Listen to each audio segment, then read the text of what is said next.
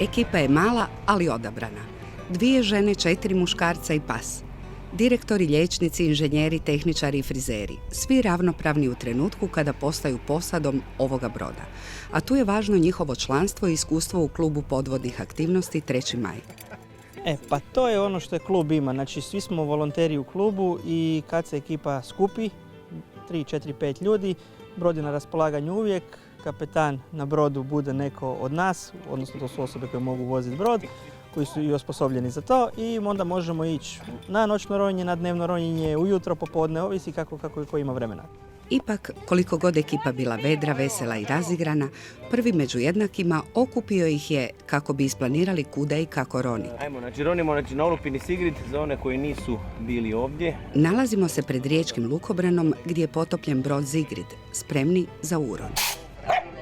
I u jednom nevremenu brod se nasukao na riječki lukobran, malo je virio van, malo je bio u moru, ovo što je bilo vani su ispilili da ne smeta za plovni put i sad je to atraktivna destinacija za ronjenje.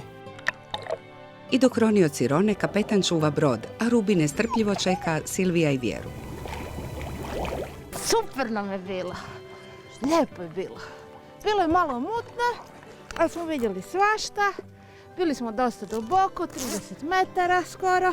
Nije bilo prehladno. Jako lijepo. Jeste gledali gdje su svi ostali? Da, stalno. Stalno moraš imati svih na oko. Najmlađi članovi uron drugačije vide. Jedan od hladnijih.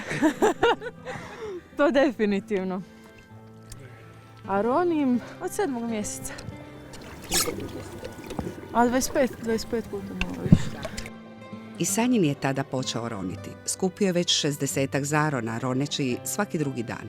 To mi je super, opušteno, to je nevjerojatno koliko to mora opustiti, svakodnevnog stresa i posla, tako da stvarno je uživancija je jer čovjek u vodi ima osjećaj kao da leti, zato je zapravo to tako dobro. Matko ima 120 urona u posljednjih godinu dana, što znači da je svaki 3. dan u moru. Poslije posla doći na Brgude, skočiti, napraviti onih 185 metara po lukobranu i onda skočiti i vidjeti to prostranstvo, to mir, tu tišinu. Još ja se bavim i snimanjem, pa je to jako dobro. Kad vidimo ribice i ostale čudesa mora u prirodnom staništu kako se kreću, jako lijepo. Prednost ove lokacije je svega 10 minuta vožnje od matične lučice kod 3. maja, gdje je i sjedište kluba koji okuplja 130 članova. Ovisi o vremenu, ali nekoliko puta na tjedan uspijemo naći vremena za to. Bude uvijek lijepo druženje, bude uvijek nekako dobra ekipa i uroni budu jako kvalitetni. Ponekad idemo i do Cresa, ponekad se držimo tu do našeg kluba na Brgudima, gdje je isto tako lijepo, a ponekad ovako na nekakvu malo zanimljiviju destinaciju kao što je ova današnja. Svi su to više manje iskusni ronioci. Naš najljepši ronioc je trenutno najmanje iskusan, pa je malo po prvi put je na ovoj destinaciji, znači na ovoj olupini, pa je dole bilo malo je bila uzbuđena, ali u svom slučaju slušala vrhunski, cijela ekipa odrađuje odlično. I za kraj, logički zaključak. Domaći ljudi bi rekli, kito moraju platiti.